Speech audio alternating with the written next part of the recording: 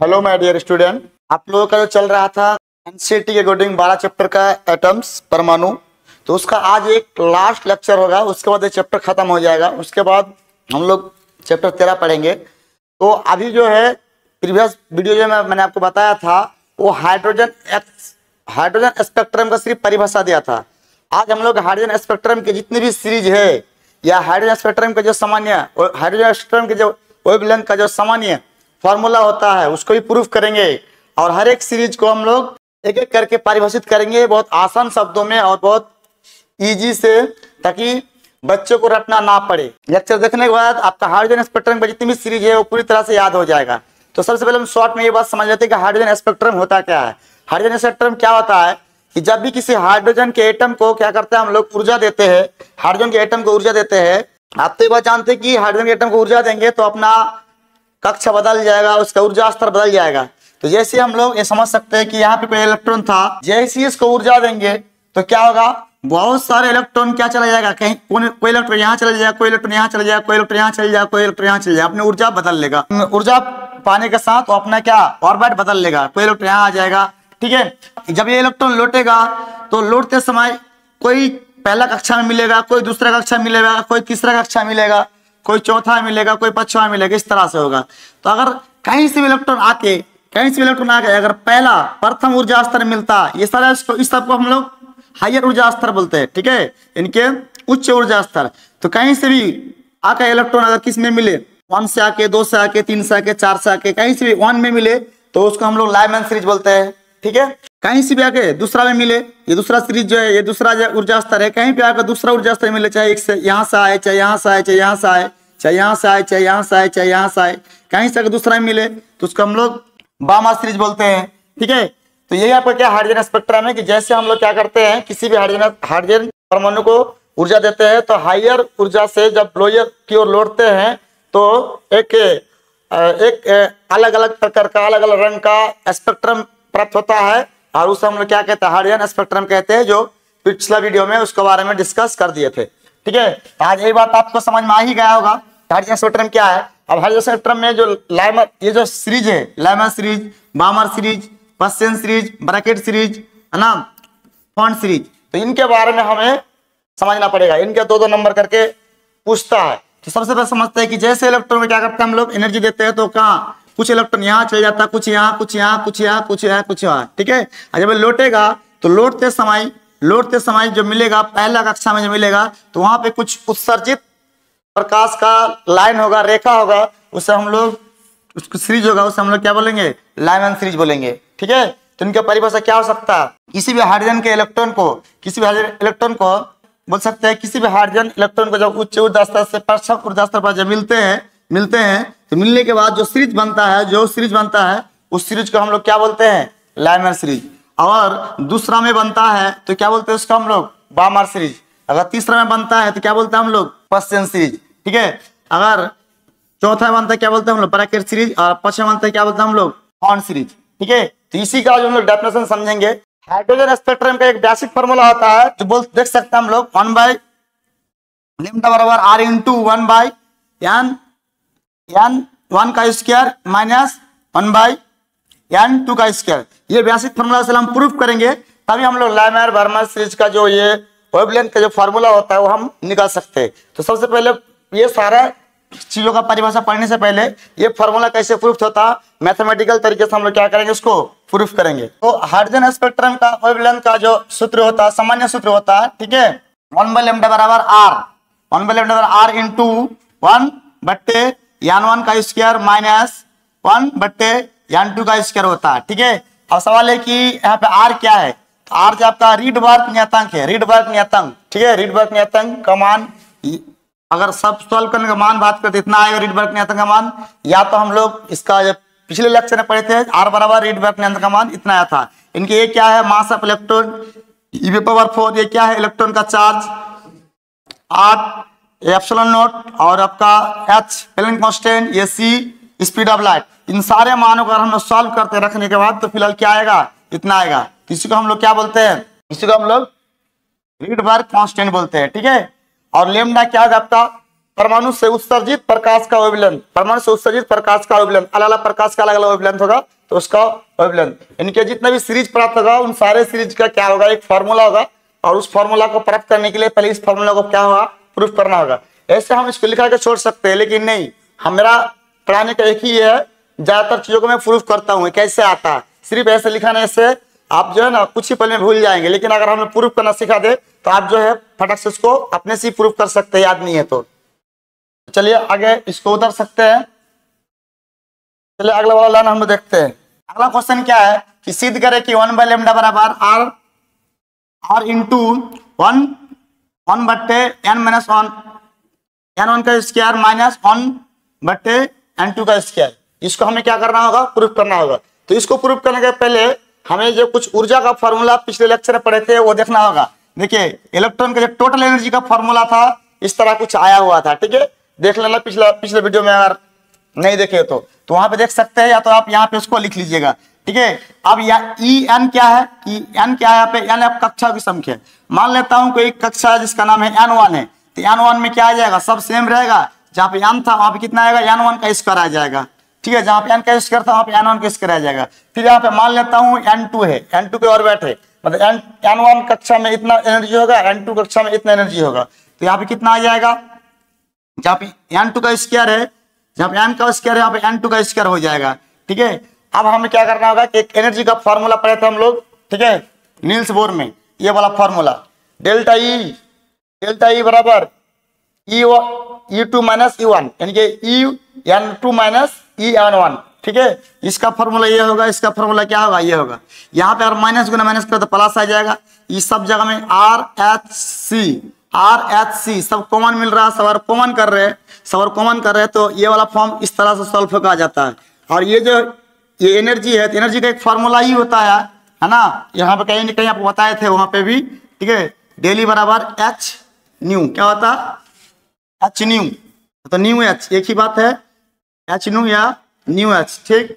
तो डेल्टा का बराबर H में लिख सकते हैं, ठीक। अब यहाँ से क्या H क्या आ जाएगा, इक्वेशन है तो H कट जाएगा, ठीक है। ये गुना में तो बट्टे में आ सकता है, ठीक है। और एक फॉर्मूला पढ़े थे न्यू डेल्टा बराबर C, तो यहाँ से अगर हम लोग C को इधर लेकर आते हैं, डेल्टा को इधर भेजते हैं, तो न्यू बट्टे C बराबर 1/डेल्टा आएगा, न्यू बट्टे C बराबर 1/डेल्टा आएगा। जैसे न्यू बट्टे C बराबर 1/डेल्टा आएगा, तो जहाँ पे न्यू बट्टे C वहां पे 1/डेल्टा लिख सकते हैं, और यहाँ पे क्या बच जाएगा आपका, ये क्या बन गया आपका सामान्य हाइड्रोजन स्पेक्ट्रम का जो सामान्य फॉर्मूला होता है वेवलेंथ का, यहाँ पे क्या हो रहा है आपका, प्रूफ होता है। या तो आप उसको रट्टा मार लीजिए, या तो आप क्या कर लीजिए, इसको प्रूफ करके कॉपी में रख लीजिए कि जीवन में कभी भूल जाए, जरूरत पड़े, अगर आगे आपको फिजिक्स से पढ़ने का या केमिस्ट्री से पढ़ने का मौका मिले तो ये सब जरूरत पड़ेगा, जबकि केमिस्ट्री में 11वीं क्लास में है और आगे आपका ग्रेजुएशन भी मिलता है, ठीक है। तो तब तक इसको नोट कीजिए। चलिए हम अगला पार्ट देखते हैं इसका कि लाइमैन सीरीज क्या है।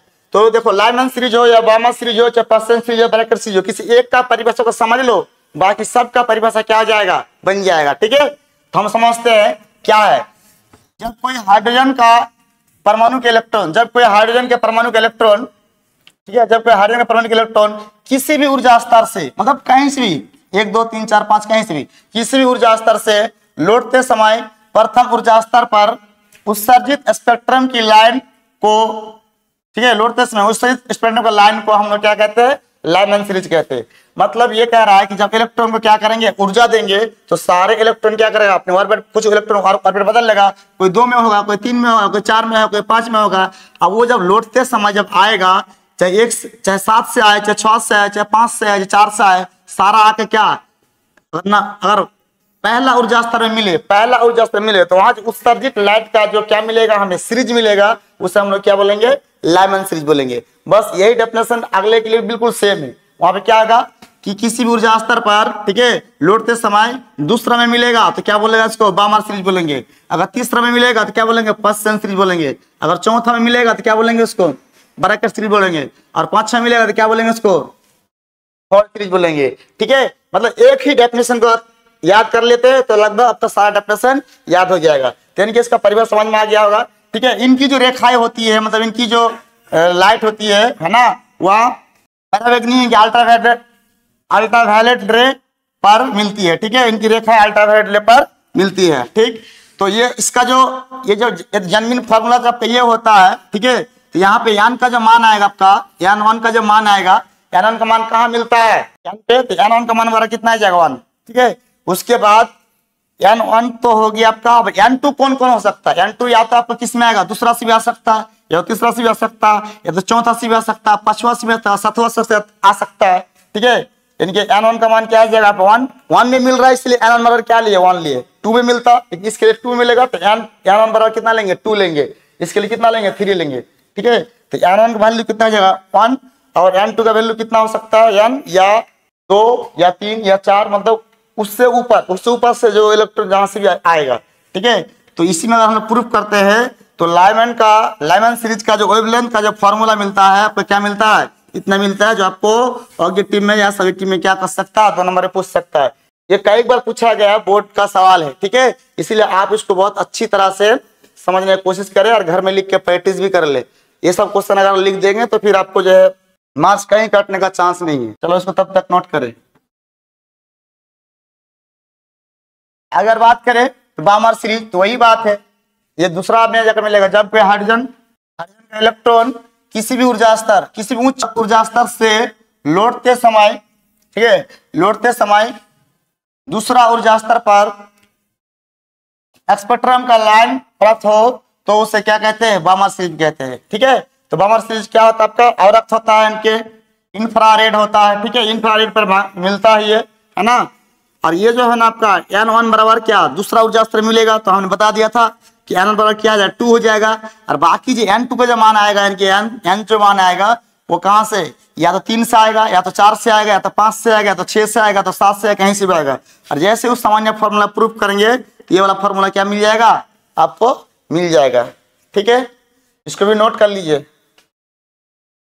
नेक्स्ट क्या है, पश्चिम श्रेणी, ठीक है, या पश्चिम सीरीज क्या है, जब कोई हाइड्रोजन का परमाणु या परमाणु का इलेक्ट्रॉन किसी भी उच्च ऊर्जा स्तर से लौटते समय, किसी उच्च ऊर्जा स्तर लौटते समय तीसरा ऊर्जा स्तर पर जो उत्सर्जित लाइन प्राप्त होता है, ठीक है, जो उत्सर्जित लाइन प्राप्त होता है उसे हम लोग क्या कहते हैं, पश्चिम सीरीज कहते हैं, ठीक है। और ये भी क्या रहता है आपका, अवरक्त होता है, इनके इंफ्रारेड होता है, ठीक है, ये इंफ्रारेड में मिलता है। अब यहाँ पे यान वन का मान कितना हो सकता है 3, ठीक है, कि वो 3 पे मिल रहा है तो क्या हो जाएगा 3 यान वन का मान। बाकी यान टू का वैल्यू क्या से, यान का वैल्यू कहाँ से क्या हो सकता है, इसका बोलिए, या तो 4 से आएगा, या तो 5 से आएगा, मतलब मिलेगा तो 3 पर आएगा, तो 3 होगा आपका निम्न ऊर्जा स्तर, तो उसके ऊपर में कौन हो सकता है, उसके ऊपर में कौन होगा, या तो क्या होगा 4 होगा, 5 होगा, 6 होगा, 7 होगा।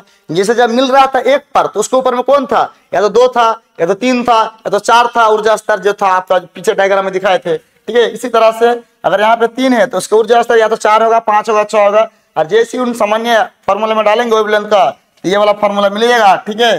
पश्चिम सीरीज का है, पश्चिम सीरीज का क्या होगा, वेवलेंथ का फॉर्मूला होगा। बस इसमें ज्यादा कुछ है ही नहीं है, थोड़ा सा देख लेना, याद करके चले जाना, ठीक है, आराम से पूछेगा। ये 5 में से देख तो आना ही है 2 नंबर में। ब्रैकेट सीरीज क्या होता है, जब कोई का परमाणु या इलेक्ट्रॉन किसी भी उच्च ऊर्जा स्तर से लौटते समय चौथी ऊर्जा स्तर पर, ठीक है, उत्सर्जित लाइन को, चौथी ऊर्जा तक प्राप्त उत्सर्जित लाइन को हम लोग क्या कहते हैं, ब्रैकेट, है ना, श्रेणी, ब्रैकेट श्रेणी सीरीज कहते हैं, ठीक है। यह लाइन क्या था, यह भी क्या अवरक्त होता है ना, अवरक्त भाग पर प्राप्त होता है। और इसका जो वैल्यू आएगा चौथा जब मिलेगा तो यान का वैल्यू, यान वन का वैल्यू कितना आएगा, चौथा आएगा, यान वन का वैल्यू कितना आएगा, चौथा आएगा। यान टू का वैल्यू कितना हो सकता है, अगर चौथा में मिलेगा या तो कहां से आएगा, 5 से आएगा, या तो 6 से आएगा, या तो 7 से आएगा, या तो 8 से आएगा, ठीक है। तो इसका हम लोग सामान्य फॉर्मूला में डालेंगे तो ये फॉर्मूला निकलेगा, ठीक है। इसको भी आप लोग उतर सकते हैं। अब बात करते हैं हम लोग, जब कोई हाइड्रोजन का परमाणु का इलेक्ट्रॉन उच्च ऊर्जा स्तर से लौटते समय 5वां ऊर्जा स्तर पर उत्सर्जित लाइन प्राप्त हो, जिसे हम लोग क्या कहते हैं, पूर्ण श्रेणी, ठीक है, पूर्ण सीरीज कहते हैं, पूर्ण श्रेणी या पूर्ण सीरीज कहते हैं। यह रेखाएं अवरक्त भाग पर मिलती है, ठीक है। तो आप बताइए इसका यान वन का मान कितना हो सकता है, ठीक है। इसका यान वन का मान कितना आएगा, 5 पे मिलेगा तो यान वन हो जाएगा 5, और यान टू का मान या तो 6 से आएगा, या तो 7 से आएगा, या तो 8 से आएगा, या तो 9 से आएगा, तो 10 से आएगा। और जैसे इसको इस वैल्यू को पुट करेंगे तो क्या मिलेगा आपको, ये वाला फॉर्मूला मिलेगा।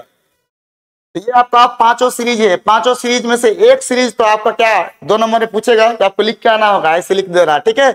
बहुत आसान फॉर्मूला होता है, आसान इसका डेफिनेशन होता है। थोड़ा सा इसको बार बार देख लेना और समझने की कोशिश करना। आगे कुछ पॉइंट है हम बता देते हैं। ये वाला जो 3 में से एक पॉजिटिव तो आएगा ही आएगा, देख लेना आप लोग, ठीक है। परमाणु की जो त्रिज्या होता है, परमाणु की त्रिज्या जो कोटि होता है 10⁻⁻10 मीटर, यानी कि 1 एंगस्ट्रॉम होता है। मतलब परमाणु का जो त्रिज्या होगा, ठीक है, इसका त्रिज्या होगा कितना, -10⁻⁻10 मीटर, ठीक है। ये परमाणु का त्रिज्या होता है, ठीक। ये आपका ऑब्जेक्टिव में पूछता है। नाभिक का, परमाणु के जो नाभिक होता है उसका जो त्रिज्या होता है, ठीक है, वो उससे भी छोटा होता है, 10⁻⁻15 मीटर होता है, 10⁻⁻15 मीटर होता है, ठीक है। उसका जो त्रिज्या कोटि होता है। दूसरा, नाभिक का जो डेंसिटी होता है, परमाणु के नाभिक का घनत्व होता है 10⁻17 kg/m³। डेंसिटी का जो आयतन होता है kg/m³ होता है, ठीक है, kg/m³ होता है। 10⁻17 kg/m³ होता है। ये जो है आपका नाभिक का घनत्व होता है, डेंसिटी होता है। नाभिक बहुत घना होता है, नाभिक का डेंसिटी काफी घना होता है। अगर आपको न्यूक्लियस लेना है, ठीक है, न्यूक्लियस अगर इतना सा न्यूक्लियस है तो काफी क्या होगा, डेंसिटी होता है। वो बहुत, परमाणु के अंदर बहुत सारा खाली भाग के कारण वो इसका डेंसिटी घट जाता है। लेकिन सिर्फ नाभिक की बात करें, नाभिक का डेंसिटी बहुत उच्च होता है, हाई होता है। कभी ऑब्जेक्टिव में ऐसे पूछेगा कि इनमें से किसका घनत्व ज्यादा होता है, लिखा रहेगा इलेक्ट्रॉन, प्रोटॉन, ठीक है, और उसको बोलेगा नाभिक। तो नाभिक का जो है डेंसिटी सबसे हाई होता है, याद रखिएगा परमाणु के। यदि कोई कण जो है ना, कोई कण अगर क्या करता है, मतलब अल्फा किरण का हम लोग किसी नाभिक एंगल पे छोड़ते हैं, अगर थीटा एंगल से मुड़ जाती है, परिकिरण हो जाती है, ठीक है, और तो वहां पे जो परिकिरण किरणों की संख्या ज्ञान हो तो इसका जो वैल्यू होता है, कभी कभी ऑब्जेक्टिव पूछता है, इतना होता है, ठीक है, यानी कि आपका परिकिरण की संख्या, ठीक है। ये उसको जो है ना, इससे कोई प्रूफ दैट नहीं होता है, ये बुक्स से मिल जाएगा, ऑब्जेक्टिव में मिल जाएगा, इसलिए मैं आपको लिखा दिया। तो यान क्या आपका परिकिरण, अल्फा किरणें की परिकिरण की संख्या, ठीक है, बहुत कम होगा, और 1/sin⁴ θ/2 का समानुपाती होता है, ठीक है।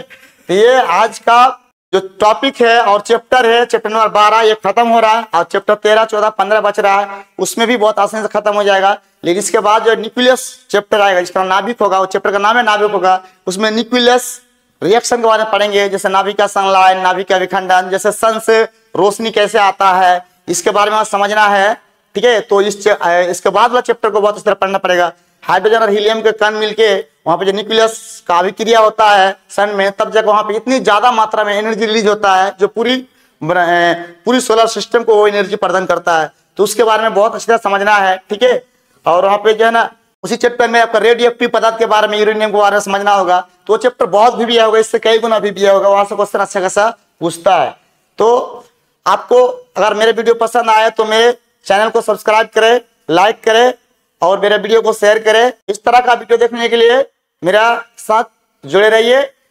डेली शाम को 4:15 पर मेरा यूट्यूब चैनल पर वीडियो अपलोड होता है। आप डेली बाय डेली आके आप अपने टॉपिक को यहाँ पे क्लियर कर सकते हैं और आपका जो प्रॉब्लम है वो दूर हो सकता है। नेक्स्ट वीडियो के लिए जय हिंद, जय भारत।